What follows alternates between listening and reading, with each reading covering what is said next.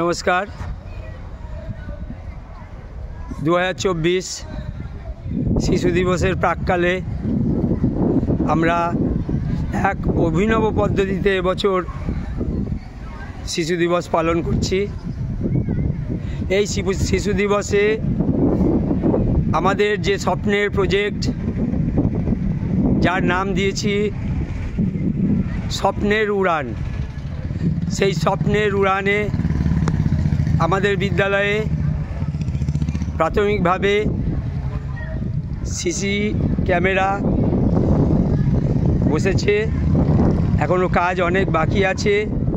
First ফেজে আমরা আপাতত কিছু সিসি ক্যামেরা বসিয়েছি, আগামী দিনে এই কাজ সম্পূর্ণ হবে। এর পাশাপাশি সেকেন্ড ফেজেও আমাদের কিছু কাজকর্ম বাকি আছে, সেটা আমরা পরবর্তীকালে আপনাদের জানাবো। এখন প্রশ্ন হচ্ছে, এই যে শিশু দিবস, এই শিশু দিবসে আমরা শুধুই কি পালন করব, নাকি শিশুদের উপহার দেব? আমাদের বিদ্যালয় থেকে, শিকারপুর প্রাথমিক বিদ্যালয় থেকে এবার 2024 সালের শিশু দিবসের এক অভাবনীয় উপহার শিশুদের জন্য, শিশুদের নিরাপত্তার জন্য সিসি ক্যামেরা। আগামী দিনে আমরা বলেছি, আগামী দিনে আমাদের এই প্রজেক্টের কাজ চলবে, আরও কিছু সংযোজন হবে, সেটা আপাতত বলছি না। তবে এটা আমরা আপনাদের কাছে খুব আনন্দের সাথে জানাতে চাই, এই সমস্ত প্রজেক্ট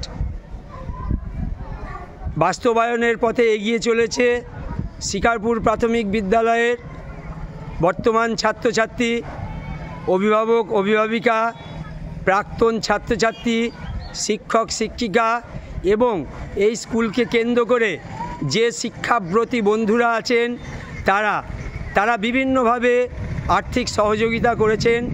সেই কাজেই আমরা এগিয়ে যাচ্ছি।